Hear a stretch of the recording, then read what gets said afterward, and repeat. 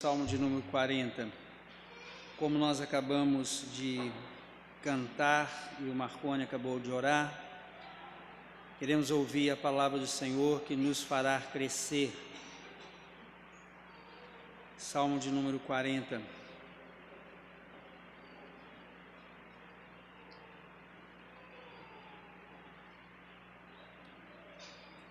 Nós não vamos ler o Salmo todo. Agora nós vamos caminhar nele. Nós estamos terminando o primeiro livro de Salmos, que vai até o final do 41. 42 já é o segundo livro, que vai do Salmo 42 ao 72. Irmãos, às vezes nós consideramos o livro de Salmos cansativo e repetitivo. E isso principalmente para os adolescentes. Apesar de que algumas pessoas adultas já me falaram isso aqui também. Esse sentimento, ele provém ou ele é oriundo de uma avaliação superficial que nós fazemos dos salmos. Nós temos uma tendência de ler os salmos assim, eu preciso ler a Bíblia, eu vou lá, abro um salmo e leio. E até gostamos porque tem algumas coisas que se enquadram dentro da nossa vida naquele momento e a gente lê de forma muito superficial. Quando nós pensamos no Salmo como escrito por pessoas comuns, relatando o seu dia a dia, o dia a dia de suas vidas, e cada Salmo ele está dentro de uma circunstância, dentro de uma situação, ele se enquadra dentro de uma situação. Quando nós comparamos esses relatos à nossa própria vida hoje, então nós entendemos que a palavra de Deus quer nos mostrar como que nós devemos reagir no dia a dia, dentro das circunstâncias da nossa vida hoje. Se às vezes os salmos se repetem, é porque os fatos da nossa vida também se repetem. Repetem na vida do salmista, e isso significa que repetem também na nossa vida. Em cada circunstância que nós encontramos em cada salmo, o salmista escreve uma reação dele àquilo que ele está vivendo. Então ele reage, aquele momento da vida, aquela circunstância que ele vive, ele escreve a sua reação, a sua petição, a sua oração. É isso que o livro de Salmos é. Ele não é somente cânticos como a gente pensa. A nossa dificuldade maior, e aqui principalmente os mais jovens, eles têm dificuldade, nós também temos, de identificar o que passou o salmista quando ele escreveu aquele salmo com o momento da nossa vida. Às vezes você pega um salmo que aquele salmo não tem a circunstância em que ele foi escrito, não se enquadra no momento da sua vida. Aí você acha que ele não serve para nada. Isso aqui foi Davi, foi Coré, foi qualquer outro salmista para lá e não tem nada a ver com a minha vida. Quando encontramos um salmo que reflete o momento em que vivemos, este salmo quer nos ensinar a como reagir naquele momento. É importante demais você ter isso na cabeça quando você lê um salmo, ou quando você ouve uma mensagem num salmo. É necessário que a gente tenha essa visão. E nós temos que lembrar que os salmos são inspirados por Deus, e ele é talvez o livro mais prático da Bíblia. Eu acho que o livro de Salmos, eu penso que o livro de Salmos só perde pelo livro de Provérbios em termos de praticidade. O Salmo 40... ele se divide em duas partes. A primeira parte, que se encontra aí do versículo 1 até o versículo 10, você vai manter sua Bíblia aberta, O salmista está olhando para a sua experiência do passado. Preste atenção nisso aqui. Preste atenção. Ele está olhando para algo que aconteceu na vida dele no passado. Aqui os mais jovens talvez não tenham muitas experiências a olhar para trás, mas aquele pessoal já meia idade para cima já pode parar e pensar nisso. O que aconteceu comigo no passado?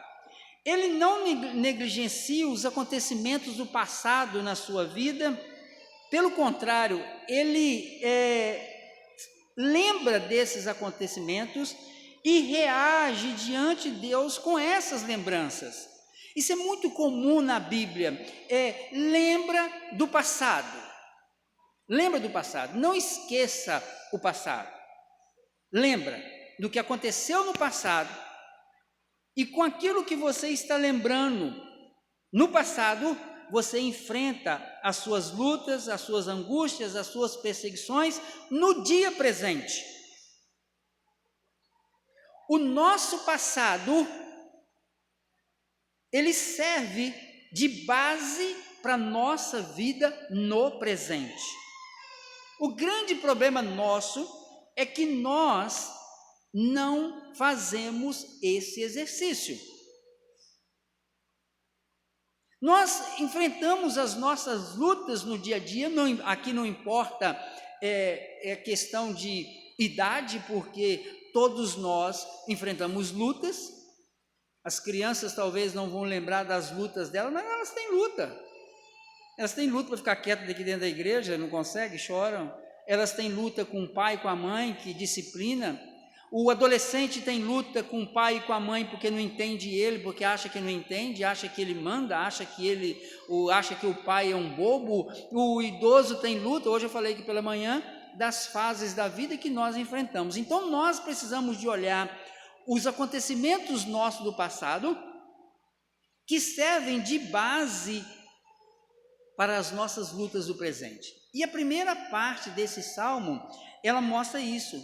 O salmista está olhando para trás, vendo as suas lutas, porque ele vive uma luta presente. E do versículo 1 até o versículo 10 nós vamos encontrar isso. A primeira parte do salmo, do versículo 1 até o versículo 3, ele vai mostrar que ele vai relembrar uma experiência de salvação. Preste atenção aqui. Como é que você relembra uma experiência de salvação? Você tem que lembrar de alguma coisa que aconteceu com você e que Deus agiu e te salvou daquela situação.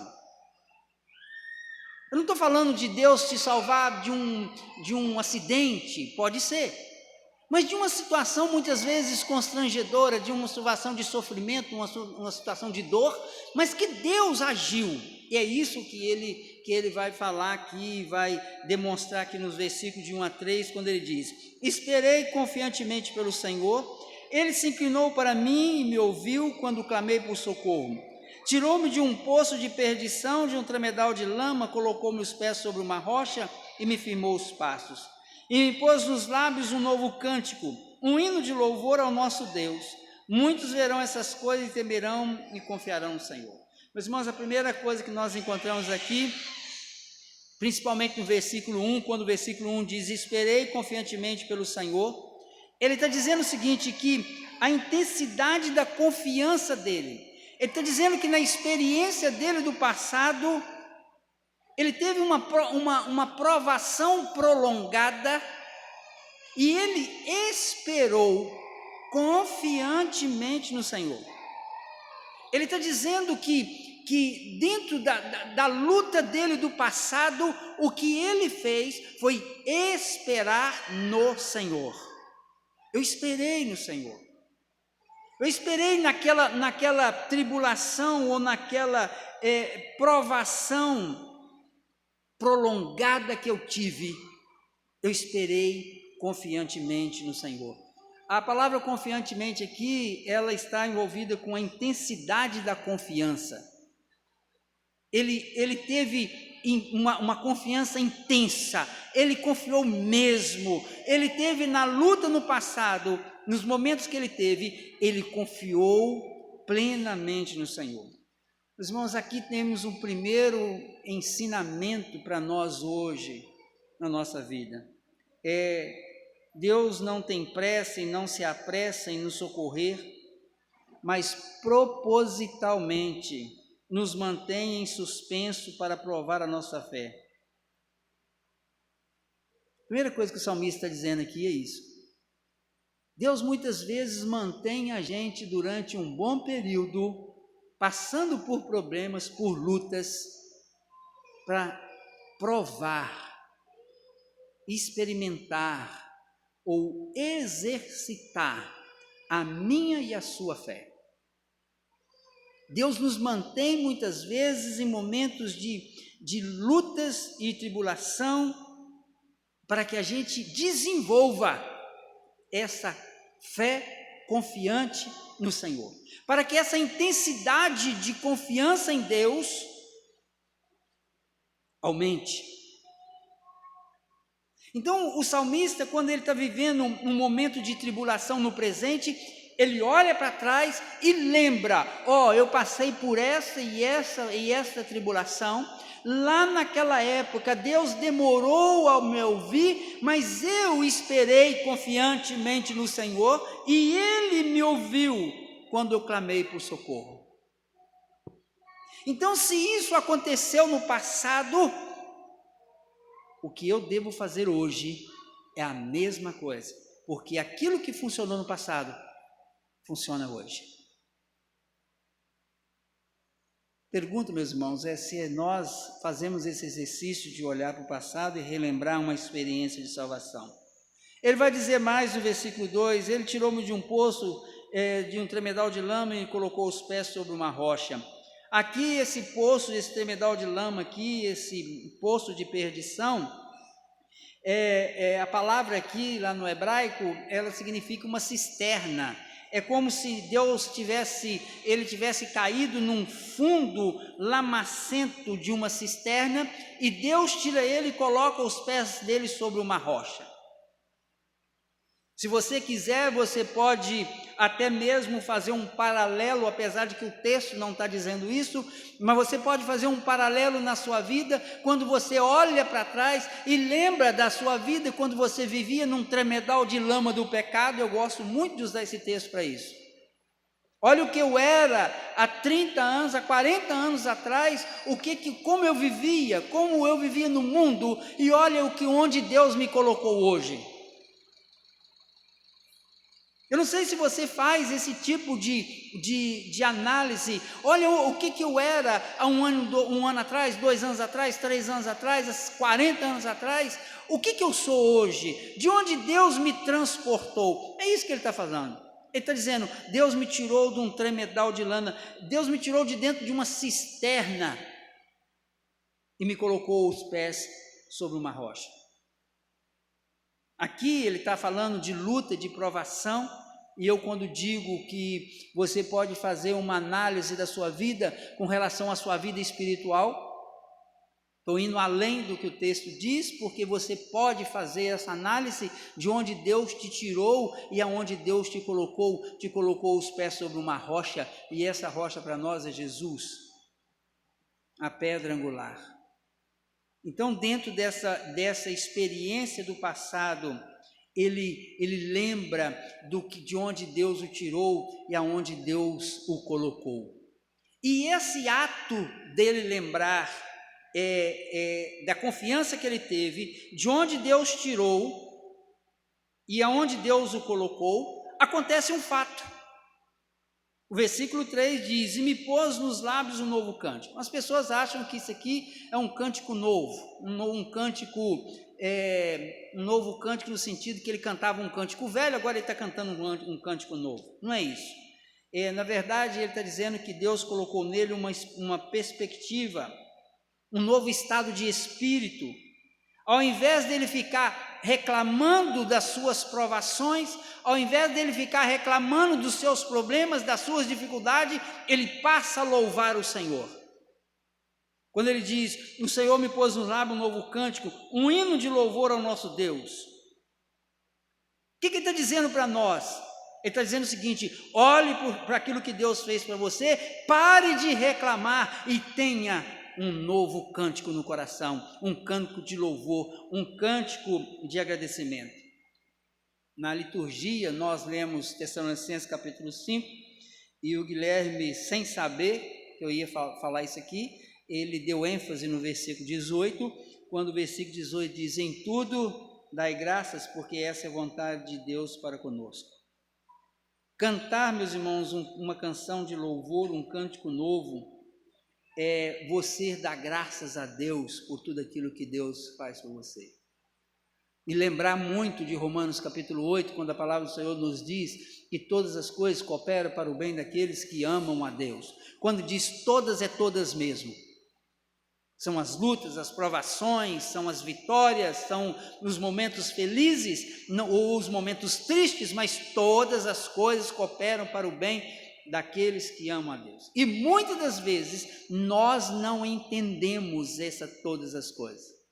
Nós achamos que aquele problema que nós temos em família, ou aquele problema que nós temos na escola, ou aquele problema que nós temos no trabalho, ou aquele problema que nós temos de saúde,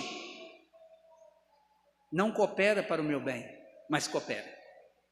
Coopera porque Deus administra todas as coisas, Deus governa todas as coisas, e Ele faz uso de todas as coisas para a glória e louvor do nome dEle. E aí, meus irmãos, no final do versículo 3, ele diz, muitos verão essas coisas, temerão e confiarão no Senhor.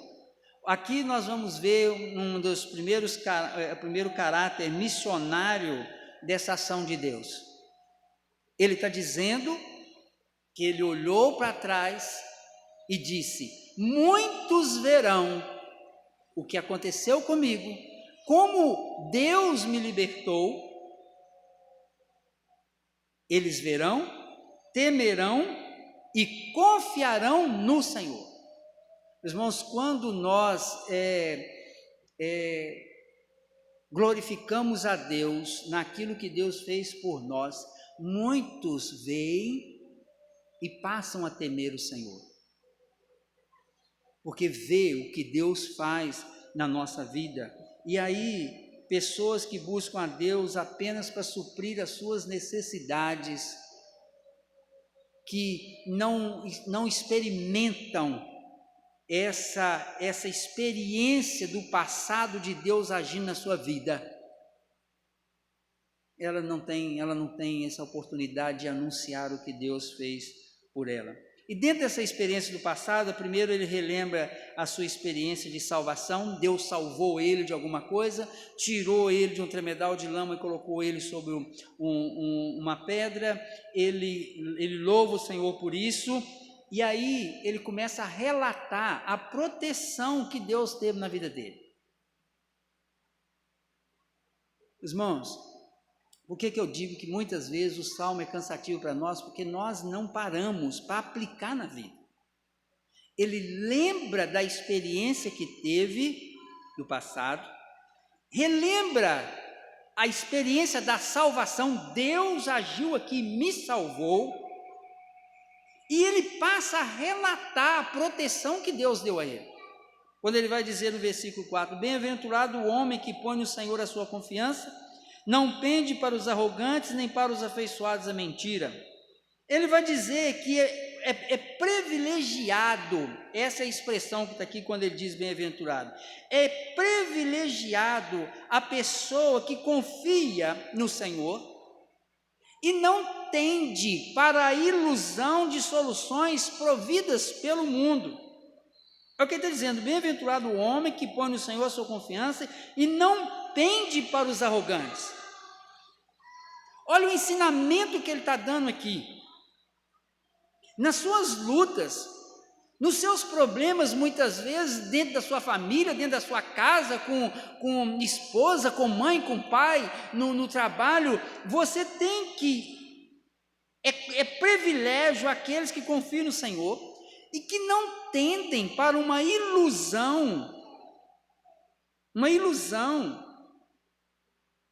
de confiar naquilo que os ímpios muitas vezes sugerem para a solução dos seus problemas. Não é isso que ele está dizendo. Ele está dizendo que nós não podemos imitar a conduta daqueles que não temem ao Senhor. A forma com que as pessoas que não temem ao Senhor resolvem os seus problemas é diferente da forma daqueles que temem ao Senhor. Um jovem muitas vezes pode dizer para um jovem crente: não, porque lá em casa eu brigo, eu faço, eu bato, eu mato, eu desobedeço. Não é essa a atitude de um crente que teme o Senhor. Um homem pode dizer: minha mulher é isso e aquilo, então eu vou trair ela, eu vou arrumar uma amante, uma mulher, como quantas irmãs aqui pode dizer que já recebeu sugestões de outras pessoas a trair o seu marido. Isso é uma boba. Se você for conversar, você vai ouvir isso. Mas o que ele está dizendo? Bem-aventurado o homem que põe no Senhor sua confiança e não pende para os arrogantes, nem para os afeiçoados da mentira. Ele não tomba, ou ele não vai para as sugestões daqueles que são afeiçoados à mentira, ou seja, daqueles que não temem a Deus. Versículo 5, ele vai dizer: são muitas, Senhor Deus meu, as maravilhas que tem operado, e também os teus desígnios para conosco. Ninguém há que se possa igualar contigo. Eu quisera anunciá-los e deles falar, mas são mais do que se pode contar. Meus irmãos, esse versículo ele está dizendo que Deus, por sua incompreensível sabedoria, Ele governa o mundo de tal forma, de tal maneira, que nós não podemos calcular as suas obras. Ele demonstra um desejo de anunciá-las e falar daquilo que Deus fez por ele, mas a sua limitação, ele não consegue dizer o que Deus faz. E aqui eu quero dizer uma coisa muito séria. Meus irmãos, nós acostumamos com as ações de Deus na nossa vida e relaxamos em fazer isso, anunciar. Nós cantamos um hino aqui de vez em quando que diz assim: quantas muitas bênçãos, dize quantas são. Quantas as bênçãos? Conta elas. Quando diz para você contar, não é para você contar para os outros, não, é para você contar mesmo, notar. Nós acostumamos com as bênçãos de Deus sobre a nossa vida e esquecemos delas.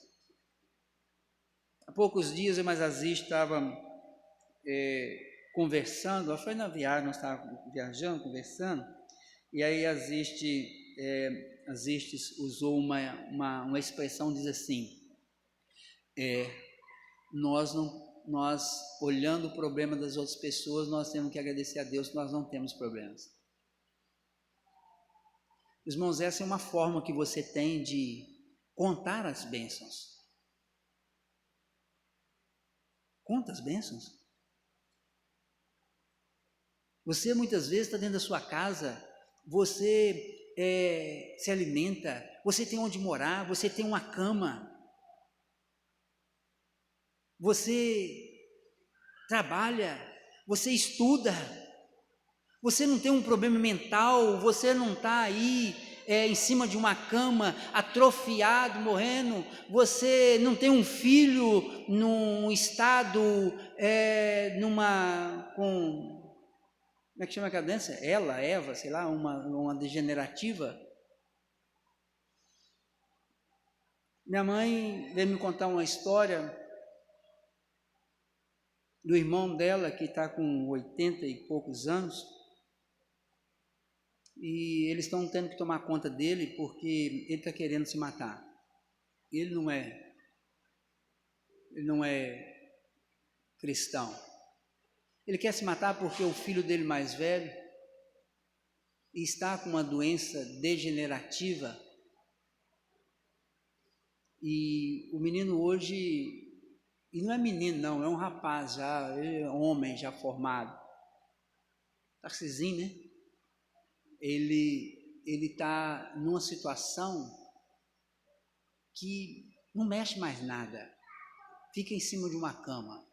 O pai, com 80 e poucos anos, um homem que tem bens materiais, fez de tudo, ele vive, minha mãe falou que ele vive num conforto, ele tem até lá alguma coisa que ele levanta o menino, tira o menino e tal, dá banho, tem um conforto tremendo.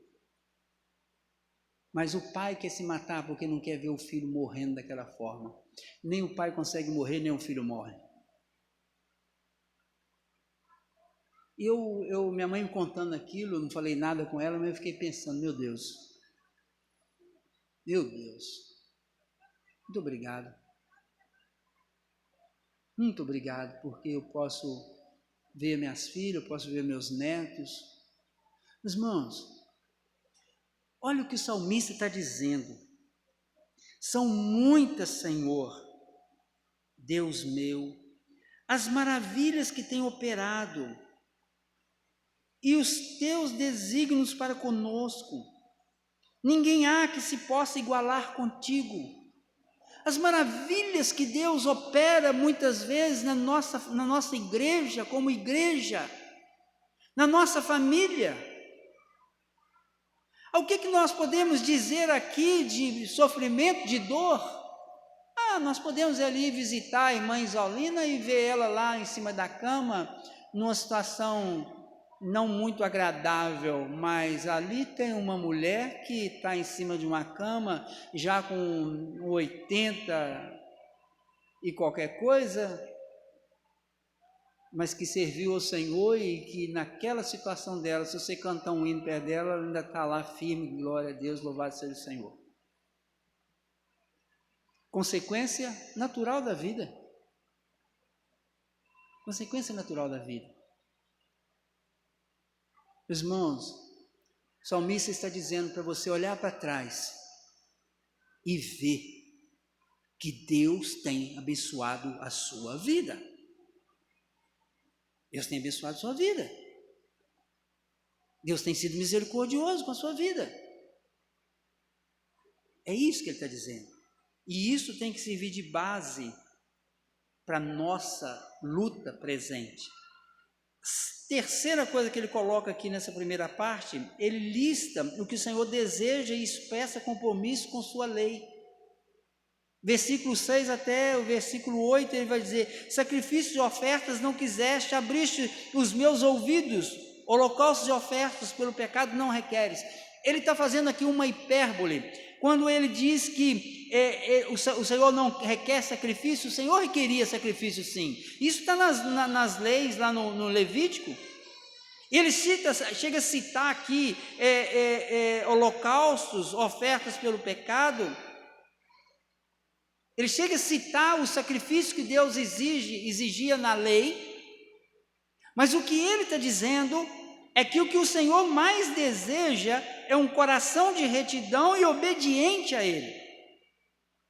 Ele enumera aqui alguns tipos de sacrifício que o Senhor havia exigido na lei, mas o que o Senhor se agrada é daqueles que abrem seus ouvidos para ouvi-lo. O Senhor não se agrada apenas daqueles que vêm aqui prestar um sacrifício de culto. Deus se agrada daqueles que abrem o ouvido. Por isso ele diz: abriste os meus ouvidos. O Senhor abriu os meus ouvidos naquela tribulação que eu tive no passado. Eu entendi que o que o Senhor quer é coração contrito. E aí no versículo 8, no versículo 7, ele diz: então eu disse: eis aqui estou, no rolo do livro está escrito a meu respeito. Ele está dizendo que a lei do Senhor está escrita para ele. A lei do Senhor está escrita para mim, no rolo do livro da lei que eu tenho nas mãos, a palavra está escrita para mim. E aí no versículo 8, talvez seja o ponto máximo do Salmo, quando ele diz: agrada-me fazer a tua vontade, ó Deus meu, dentro do meu coração está a tua lei. Aqui vem a questão séria desse Salmo. Ele olha para trás e diz: agrada-me. Agrada-me, eu tenho prazer em fazer as coisas de Deus. Agrada-me fazer a tua vontade.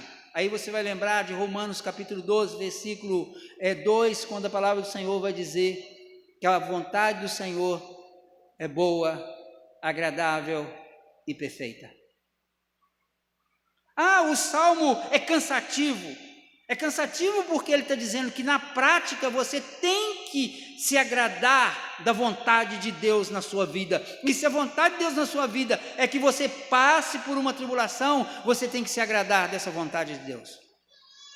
É o que ele está passando. Ele está olhando para trás e vendo o que ele passou, e ele está dizendo: agrada-me a tua vontade. A tua vontade me agrada. O que nós temos hoje, meus irmãos? Um monte de gente crente que busca Deus para que Deus faça a vontade do homem. Mas nós não encontramos homens que queiram fazer a vontade de Deus. É isso que nós estamos vivendo.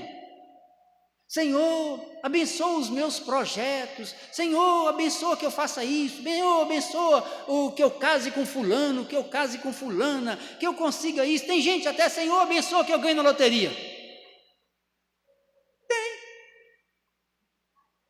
Ó Deus, abençoa que eu ganhe sozinho na Mega Sena. Meus irmãos, pelo amor de Deus, era com isso. Esse dia um cidadão chegou perto de mim, não vou nem falar quem é, que estava numa fila na lotérica e tinha um pastor fazendo uma fezinha. Com certeza o pastor estava lá fazendo a fezinha: Senhor, se eu ganhar na loteria eu vou construir uma igreja para o Senhor. Ainda usa da mentira para satisfazer os seus desejos pessoais. Mas o texto está dizendo, ele olha para os acontecimentos do passado e diz: agrada-me a tua vontade. Qual é a tua vontade para a nossa vida? Qual é a vontade de Deus para a sua vida, meu irmão? A minha vontade é ficar rico, mas se a vontade de Deus for que você se permaneça uma pessoa simples e humilde, você vai agradar disso? Tem gente que não agrada nem com o tamanho do nariz. E a vontade de Deus é aquela, né? Porque fez ele com aquele narizão. Isso para não falar das irmãs com cabelo, né? Com as pernas, batata da perna, com isso, com aquilo. Ninguém agrada de nada. Lembra do versículo que o Guilherme repetiu? Em tudo, agradeça a Deus que você não é careca. Né, Marconi? E Marconi tem que agradecer a Deus que é careca. E ele vai falar um negócio aqui nesse versículo 8, mais importante ainda. Agrada-me fazer a tua vontade, ó Deus meu. Dentro do meu coração está a tua lei. O que é que você tem no coração, meu irmão? O que é que você tem no coração? Ele está dizendo que dentro do meu coração está a tua palavra. A tua palavra está dentro do meu coração. Aí você entende quando o Salmo vai dizer: ela é lâmpada para os meus pés, luz para os meus caminhos, porque ela está no meu coração. Eu não quero ler Salmo. É claro que você não quer ler, porque o salmista que escreveu isso, ele diz que lá na luta dele do passado, nos problemas que ele teve, o que estava no coração dele era a lei do Senhor. Claro, ninguém quer ler um negócio desse. Versículo 8, ele chega onde Deus quer fazer a sua vontade e guardar no coração a sua palavra.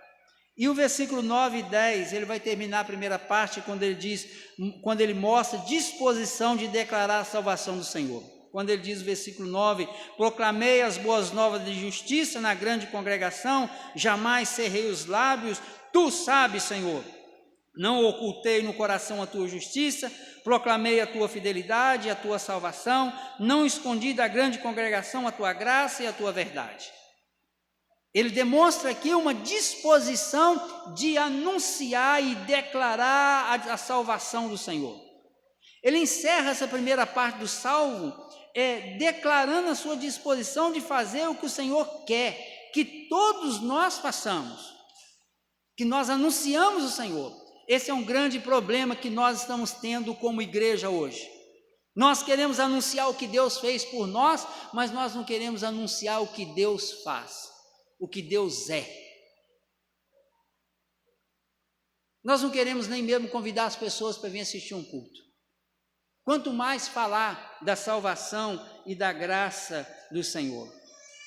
E ele vai dizer que não ocultou no coração, ele mostrou, ele proclamou a fidelidade, a salvação, ele não escondeu a graça e a verdade, ele anunciou. Irmãos,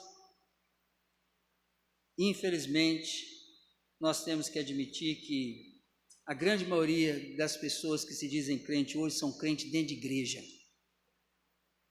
porque lá fora não tem diferença nenhuma com o mundo, tem os mesmos desejos, tem os mesmos propósitos e não anuncia nada. Ser cristão ou evangélico hoje se tornou uma moda, um modismo. Qual igreja que você frequenta?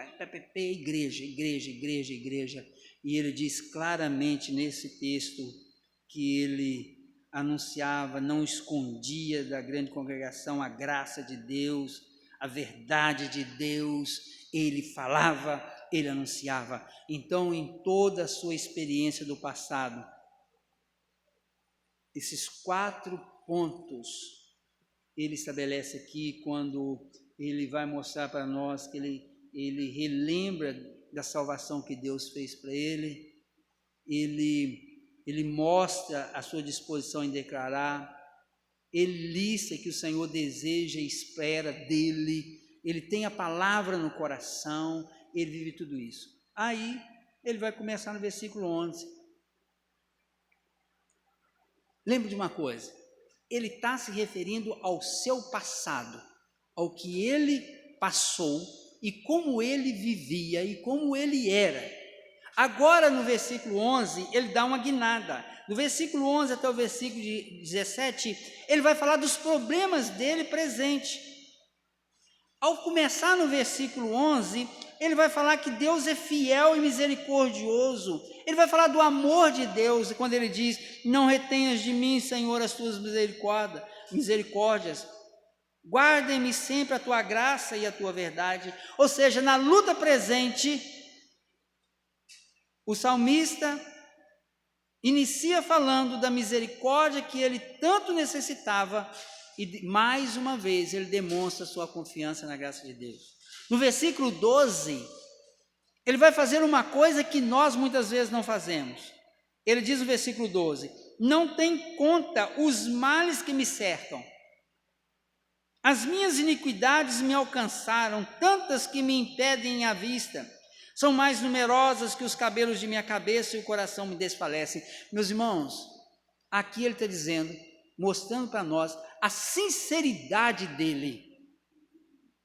Apesar de tudo que Deus fez comigo na experiência do passado, apesar de que eu guardei a lei dele no coração, hoje eu enfrento um problema sério com a minha iniquidade, com o meu sofrimento, com a minha perseguição.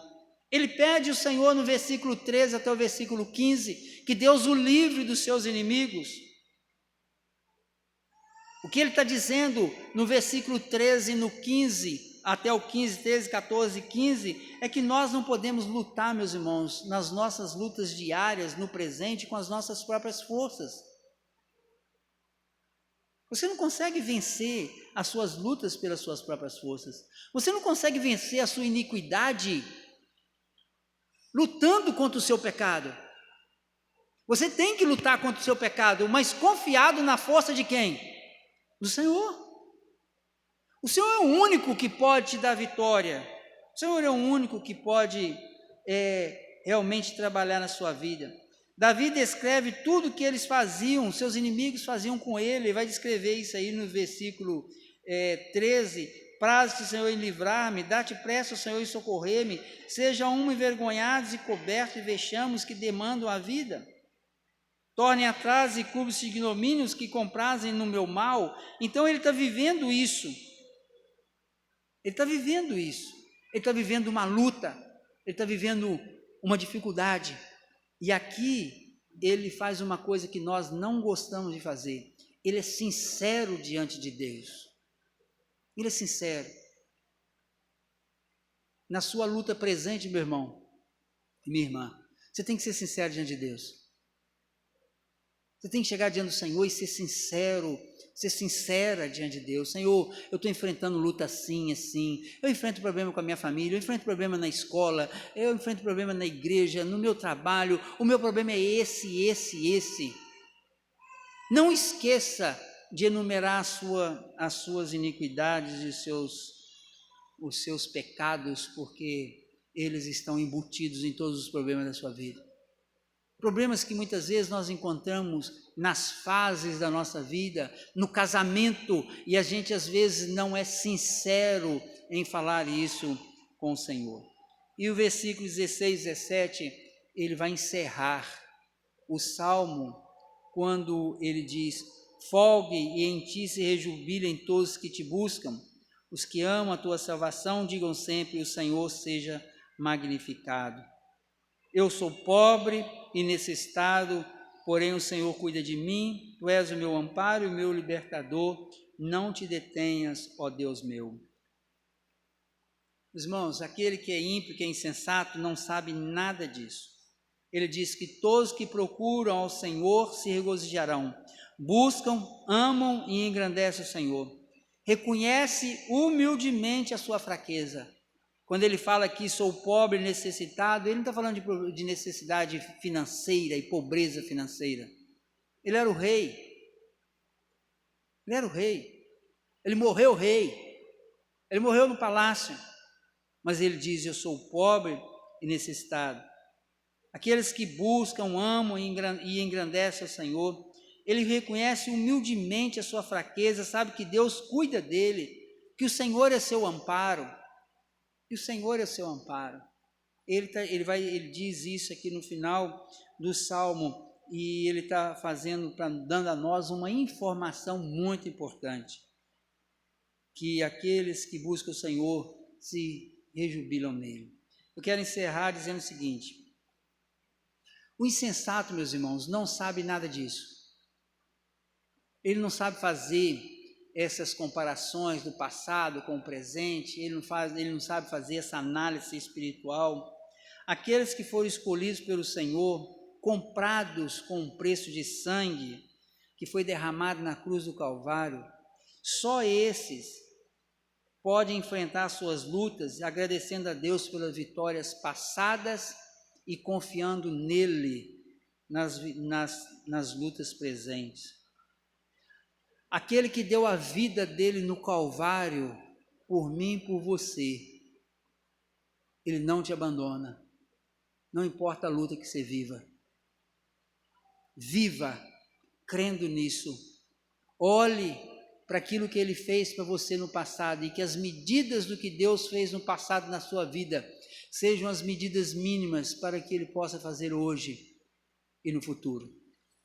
Se Deus te sustentou em qualquer tribulação que fosse, se Deus te sustentou até aqui, Ele que deu a vida por você na cruz do Calvário, há de te sustentar até o final.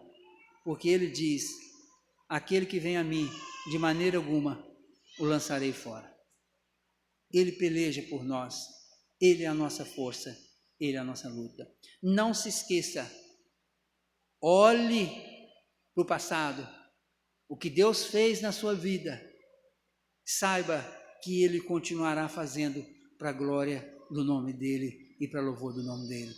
Você não é um bastardo, você não é um abandonado no mundo, você foi transformado de criatura em filho do Deus Altíssimo, e Ele te ama, deu a vida por você. O que você precisa é agradar-se de fazer a vontade dEle e ter dentro do seu coração a sua lei e dizer o que Ele diz: esperei confiantemente pelo Senhor. Ele se inclinou para mim e me ouviu quando eu clamei por socorro. Que Ele seja louvado e exaltado nas nossas vidas. Vamos ficar de pé e vamos orar ao Senhor.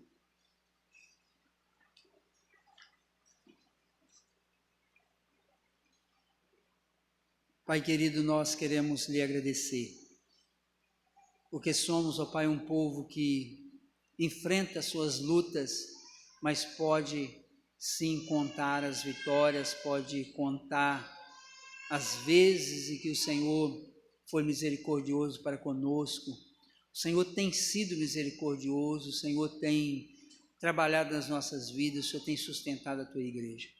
Agora, ó Pai, queremos te pedir que o Senhor continue trazendo à nossa memória todas as coisas que o Senhor fez por nós e que o Senhor continue a trabalhar nas nossas vidas e fazer a tua vontade.